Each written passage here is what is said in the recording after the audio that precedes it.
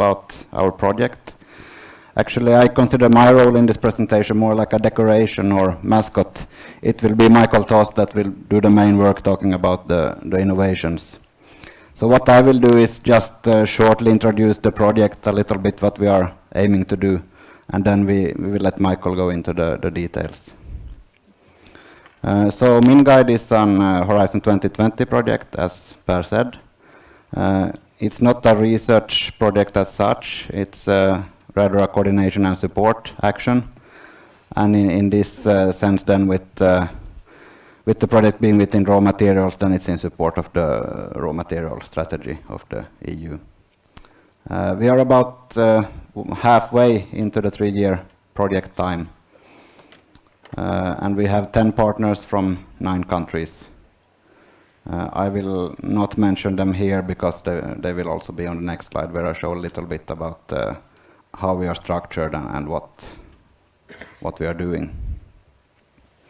So actually you can say that this project has 2 sides. On one side we are looking at real industry innovation cases and also in different parts of the value chain. So Michael will talk about exploration and extraction innovations from Montana Universitet's Leoben's side. They are responsible for that part. Luleå University of Technology is responsible for a work package on mineral and metallurgical processing innovations. And National Technical University of Athens work on waste management and mine closure issues. The other side of this picture is actually the policy making side and legislation side. And then we have partners from that sort of area. So Wirtschaftsuniversität Wien, the Institute of Managing Sustainability, the Policy Studies Institute in University of Westminster, and some additional partners to that. And there they are looking at legislation, both on EU level and on member state level, different economic and financial instruments that are there and related to the mining sector. So that could be, for instance, different subsidies or penalties or whatever framework is around that. And then the lowest square there, information provision and awareness, that's basically communicating the results and findings of the project. And even if we come from different sides, so on one side the technical issues and on one side more politics and social things, maybe the interesting thing in the project is how these 2 parts come together. So how is policies and legislation influencing innovation in the sector? Is there barriers to innovation due to legislation, or vice versa? Is policies helping innovation? We communicate our work in a number of forums. What you see to the upper left there, 5 policy laboratories. We held the 3rd policy lab in Luleå only 2 weeks ago, and I know many of you in the audience here actually participated in that event. The next one will be in Athens in September, and that will then be related to waste management and such issues. Then we also have a number of annual conferences on EU level. All of these are held in Brussels. And the second one, this midterm conference, will be held in December. If you don't want to travel to any event, we also have a web page where we have an online mineral policy guide. So there are about 300 documents, both on EU level and from EU member states, with different legislation, mineral policies and so on that are related to the sector. So you can actually access this repository already, and it's still growing all the time. We also exist on Twitter and Facebook and so on, if you like that more. I think Michael has that on his last slide, so you can have a look at that. But then I will actually leave over to Michael to talk about his findings within exploration and extraction. Well, I'll go straight into the topic, and I guess I might actually be able to answer some of the questions that came up to the previous speakers as part of this work and as part of our work when it when I hear the automation, etc. Well, unfortunately, I didn't understand that many things from the morning, but I guess some of the answers you might get from the work that we are doing from the morning as well. So as Anders already said, we're looking into, as part of our work, into innovative exploration and extraction. And that, or where we stand with this type of work so far is that we've looked first into what are the key innovation in those two areas that either happened in the last couple of years, are currently underway, or people see as will happen in the next 5 to 10 years. And then we looked at what are the catalyzing or inhibiting elements for this or in these innovations, particularly as it relates to policy. So that link between the left side and the right-hand side in Anders' slide, that's very relevant from our perspective as well. And I will talk about those two things in a bit more detail now. The other two elements that I have on these slides, the needs and gap analysis and the subsurface and deep sea, particularly the deep sea mining and where that stands, that is work in progress at the moment. So we're just going through that, and there is no results yet available from the project. They will be available in the next couple of months. So from a process perspective, we first looked at innovations and tried to have identified the innovations that are most relevant for exploration and extraction. Then we looked at policies and what are those policy links inhibiting or actually enhancing. And then we also tried to look into, okay, what then is the situation in the member states? Trying to find out, is there a difference? What works well in one member state? What doesn't work well in another member state? What can be improved? Which is then, as I said already, a particular focus of the needs and gaps analysis. And many of you might be sort of familiar with that process as well, and many of you in the room here, or at least some of you in the room here, have provided input. Looking at Pierre now, we spoke about exactly that last year, and you've given great input and feedback on the exploration side for this piece of work as well. So the deliverables so far, everything that I'm presenting now in the next couple of slides is already online. There is 2 reports, one describing the innovations and the other one describing the policies and the policy link of those innovations. And they are available on the MinGuide webpage already, so I'm not going to go into any details there. The drivers, the challenges, when we looked at those for exploration, the key driver, I guess, is commodity prices. That was mentioned to us, both as, on the one hand, a positive driver, on the other hand, a challenge as well, in that those prices going up, going down, and being very cyclical, they tend to make exploration and exploration budgets very cyclical as well. So there is no continuity in that process, and that was mentioned as quite relevant. Extraction, the key drivers there, costs and productivity, and to some extent, that goes back to the previous project and what was mentioned there, the ore body geology, remote, low grade, and the complicated ore bodies, particularly relevant, I guess, was also mentioned here in Europe. So you see those links that were already brought up and that came up in the previous projects and why they are being done in Europe in the first hand. They came up in this project as well, being kind of a sort of overarching project looking into sort of innovation more broadly. Innovation needs, what was brought up as sort of the key things that need to happen. They're mainly process innovations, and I'm not going into details there, but within MinGuide we came up with certain types of innovation that we described: organizational innovations, process innovations, more broader system innovations. But the majority of needs that were mentioned to us as part of this project, they were really process innovations or kind of technical innovations. And again, the first one, I'm not going to go into all the details, but the first one, that question that came up before with regards to automation and autonomous mining, that was a key need that came up in the process of what needs to happen. From an exploration, just to mention the first one, better knowledge of geological data, better mapping and modeling to increase geological attractiveness. That was the one that came up as key on the exploration side of things.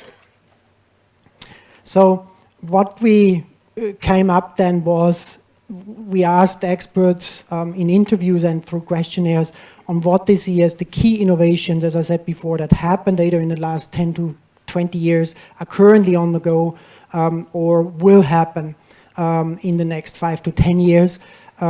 We then got a list, and I'm not going to go into all the details here, of innovations that experts see as most relevant.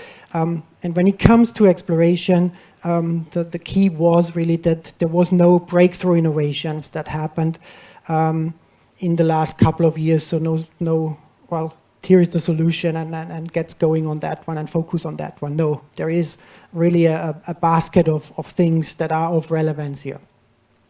The skills of the geologist was mentioned quite often.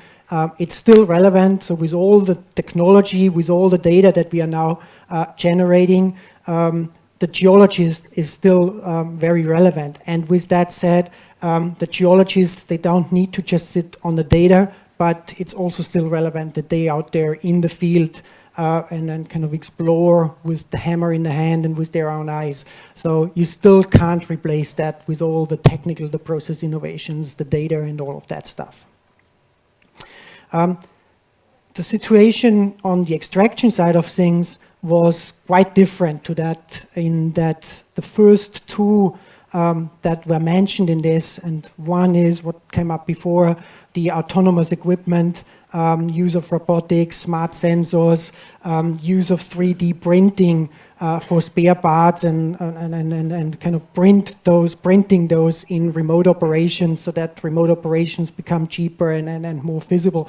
All of those type of things, they were really mentioned as key. And the second one, also something that came up already, process control and big data management. So real-time information and mass flows. Those two things came up as really dominant in what people told us as part of this work. They were mentioned way more often than all the other innovations on that list. The other difference that I want to mention with regards to extraction, we also spoke to a number of NGOs as part of this work, and what the NGOs gave us as kind of innovation needs still, and they don't see them as being addressed yet, is things around transparency, land use, environmental management.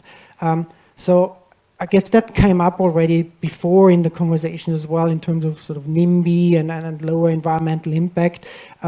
That link between mining, the mining industry and society, and in this case expressed through NGOs, that link might need some further innovation as well on how that is sort of happening, or how that link is being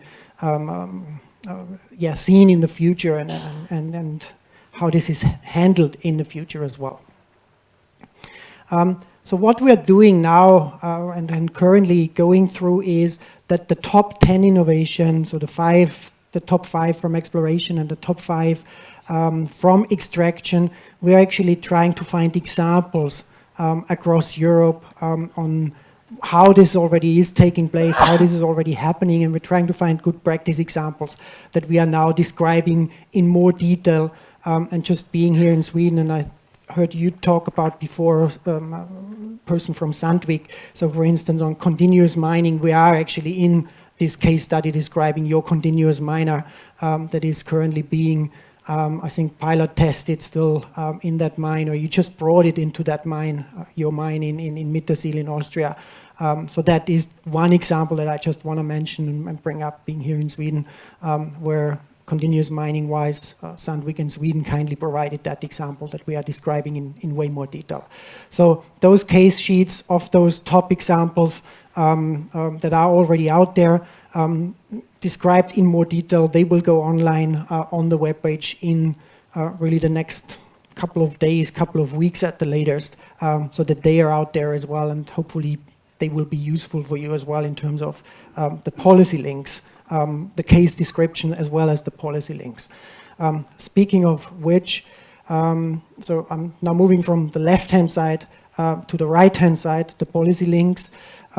What came up as important was at the European Union level, the Raw Materials Initiative, that was and is being seen as quite positive. Everything related to that, so the EIP, the Strategic Implementation Plan for Raw Materials, those are seen as really positive. They brought raw materials back onto the EU agenda. That's the one thing, but I think I'll get back to that on my last slide one more time. There is also some concerns about that, to which I'll get back. Broken that down into the national mineral strategies, which kind of is a requirement under the RMI. Out of the 28 member states that we are looking at as part of this project, only 10 member states, and Sweden is one of them, so far have a national mineral strategy, which is not really that many. So speaking of that priority, not that many have really made it a national priority under the Raw Materials Initiative. And then we also saw that minerals-related policy is very dispersed, both sort of vertically between European Union, the member states, and even within member states, the various regions, as well as horizontally. And mining, the environment, land use planning, etc., is just one example that I want to bring up there. So it's not that easy to talk about policy and mining and policy links, but it's a very, very broad field there, vertically and horizontally. Those links to policy, they're often based on societal challenges, and we talked about that already before and in the morning as well, and I'll get back to some examples on what that means for innovation. And there's also some strong impacts from other policy areas, taxation, our RDI, research development, we already talked about that, and you know that they are quite important. But there is some other programs that came up as part of this as well, or what was interesting in this, and I'll use that as just one example, particularly when it comes to the policy makers. When we hosted the second policy lab in Leoben a couple of months ago, we had one example that was looking into, or one of the key innovations in exploration was drones and the use of drones in exploration. And what came up in this was that the European Union at the moment is working on legislation with regards to drones. And we looked at the current situation of that type of legislation, and there is big discrepancies and differences between Europe. We had a Finnish example where the situation at the moment in Finland is very positive with regards to use of drones, whereas me coming from Austria is very restrictive on drone usage, so it's very limiting and hence a hindrance for usage of drone in exploration. So there's quite differences, and what came out of this policy workshop is that, for instance, this as being an emerging technology in exploration is not necessarily yet on aviation policy as the policy behind drones is not necessarily on the radar and the horizon of the mineral policy makers. So they are not involved in the process of this European aviation policy. They are not looking into it, they're not following that process because they simply were not aware of that being important. And there might be other examples out there of those sort of non-core mineral policies that the mineral policy makers are not really following across Europe. So the impact of those policies, we looked at that as well. What was quite interesting was that many people who we spoke to as part of this, they actually told us that the innovation drivers are not necessarily the policies. The key innovation drivers, all of those process innovations that I mentioned before, they are driven by business opportunity. So it's either cost reduction, or productivity and production increases that are the drivers. Policy is only playing a secondary role in this. And to many instances, that is societal policies or societal challenges where that plays a role. And I mentioned before health and safety. So for instance, communication and warning systems in underground mines, their legislation has been a driver to drive that or innovation in that area forward. Environment is the other one that comes to mind, and you spoke about that as part of the objectives for the SLIM project as well, to reduce environmental impact. That's kind of societal policies driving this. The raw materials initiative, I already mentioned that it's quite seen as positive because it has made minerals a political priority again. And likewise, Horizon 2020, the projects that we are discussing here, they are seen as positive. And the EIT, raw materials related projects, and I know Lulier, us in Leoben, we're all part of the KIC, the knowledge and innovation communities for raw materials as well. They are being seen as positive and having an impact as well. So when you go online and look at the reports, and I'm not going to go into the detail, I just show that as an example. For those innovations that I mentioned before, we've listed examples of policies as they are relevant on MinGuide and made that link between the policies. Again, the idea behind that is, as I mentioned with the drone examples, to, for instance, make policy makers aware of certain policies that they might not have on their horizon and how they relate to those innovations as well. And to some extent, you see also the pluses and the minuses here with those examples, people who we spoke to and who responded, what is there, or how do they see those innovations? Do they see them, or those policies with regards to those innovations? Do they see them as positive, or do they actually see them as negative? And I mentioned before, Finnish aviation policy positive, Austrian negative. So that's the type of stuff that you can see from this on the online guide as well. So coming to the conclusions, people told us sort of at the generic base that innovations are critical for exploration and extraction in the EU, and we've heard already some of the reasons as well, with sort of the small deposits, the complicated deposits and ore bodies. The RMI, EIP, they are seen as positive. Same for the national programs, and here the program here in Sweden, Finland and Portugal were some examples that were seen as quite positive and driving innovation and driving R&D efforts going forward. I already mentioned that innovation is seen as mainly driven by business opportunity, with legislation driving mainly on societal challenges. And then I already mentioned also that RDI, tax, education policies, they can be quite supportive as well. And again, that are areas that might not be core to the policymakers, the mineral policymakers, but those type of areas should also be on their horizon, same as the example I brought from aviation. Which is kind of the last point here, that they need to be aware of those other areas as well. And with that said, I'll come back to the slide that Anders already mentioned. Please follow us, stay with us progress-wise through Facebook, through Twitter, and through our webpage. Thank you.